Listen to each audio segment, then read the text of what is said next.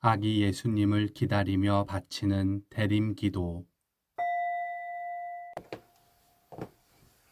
대림 시기에 바칠 기도 지향이나 주님께 봉헌할 것, 그리고 영적인 성장을 도와줄 결심을 기도 안에서 생각하고 적어 봅시다. 대림 시기 12월 17일 대림기도. 내 인생의 역사 안에서 하느님과 어떠한 관계를 맺어왔는지 돌아보며 말씀을 읽어봅시다. 그와 더불어 가족이나 친지 가운데 먼저 세상을 떠난 영혼들을 기억하고 기도해 봅시다. 시작 기도하겠습니다. 성부와 성자와 성령의 이름으로 아멘.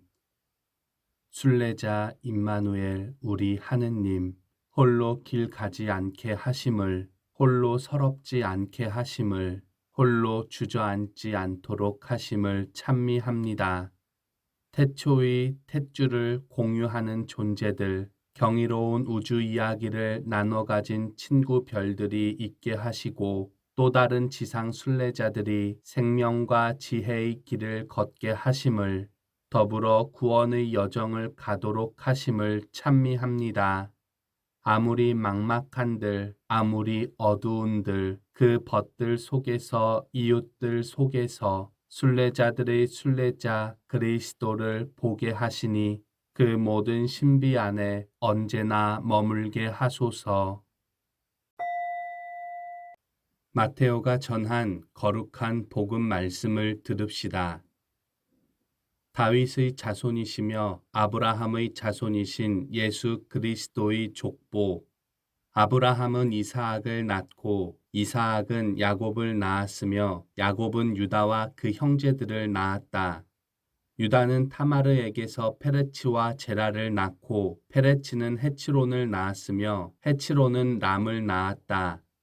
람은 암미나답을 낳고 암미나답은 나흐손을 낳았으며 나흐손은 살몬을 낳았다. 살몬은 라합에게서 보아즈를 낳고 보아즈는 루색에서 오벳을 낳았다. 오벳은 이사이를 낳고 이사이는 다윗 임금을 낳았다.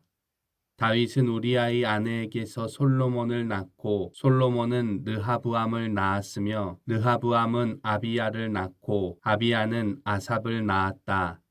아삽은 여호사밧을 낳고 여호사밧은 여호람을 낳았으며 여호람은 우찌야를 낳았다. 우찌야는 요탐을 낳고 요탐은 아하즈를 낳았으며 아하즈는 히즈키야를 낳았다. 히즈키야는 므낫세를 낳고 므낫세는 아몬을 낳았으며 아몬은 요시야를 낳았다. 요시야는 바빌론 유배 때의 여호야킨과 그 동생들을 낳았다. 바빌론 유배 뒤에 여호야킨은 스알티엘을 낳고 스알티엘은 드룹바벨을 낳았다.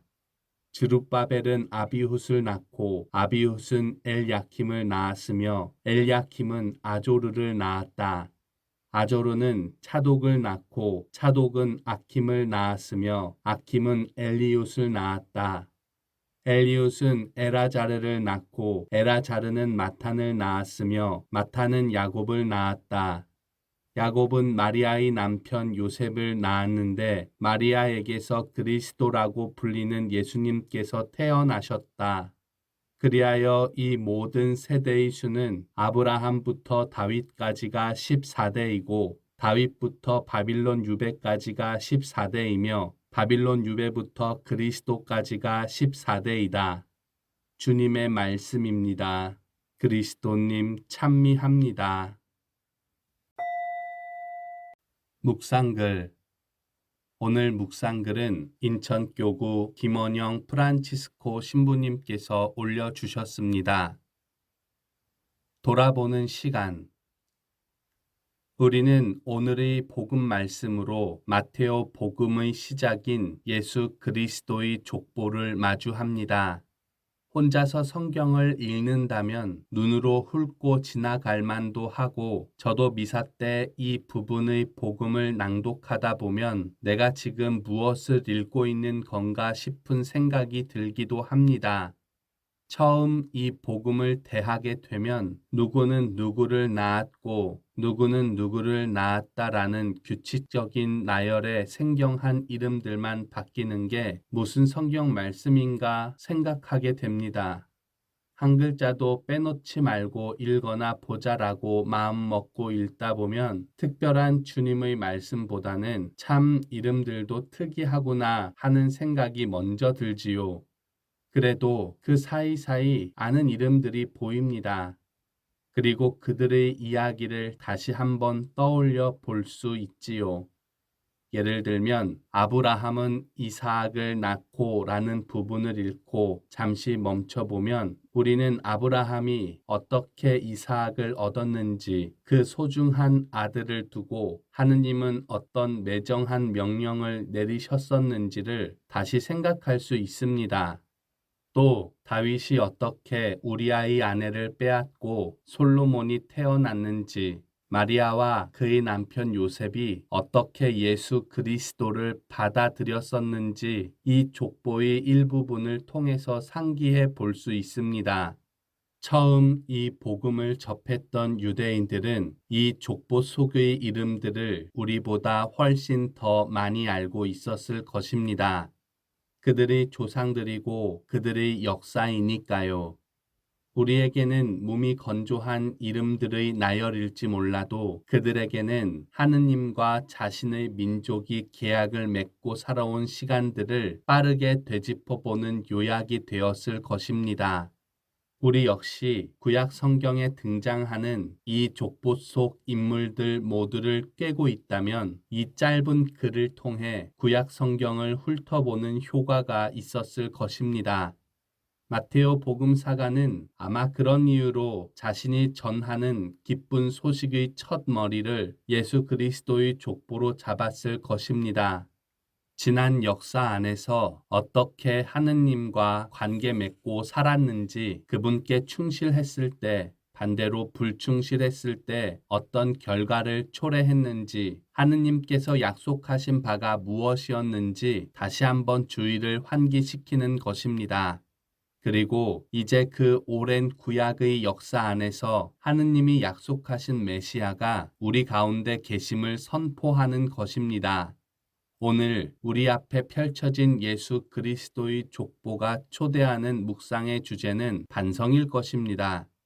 지금까지 나는 하느님과 어떤 관계를 맺고 지금까지 동행했는가를 묵상해 보며 이제 우리 앞에 드러나실 구원자 아기 예수님을 맞이할 준비를 해야 하겠습니다.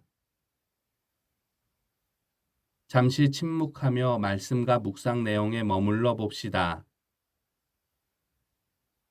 하느님과 가깝게 동행한다고 느끼던 때가 있었습니까? 어떤 모습과 체험들이 그러한 느낌을 주었습니까?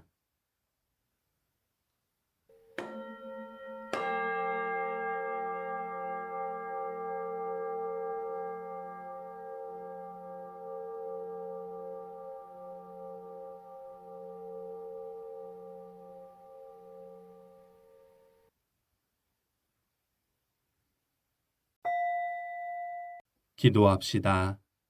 주님, 당신과 동행하던 때의 행복한 느낌들을 마음 깊이 새기고 그 일들로부터 멀어지지 않을 수 있도록 늘 깨어 살 수 있게 도와주소서. 아멘. 성부와 성자와 성령의 이름으로 아멘.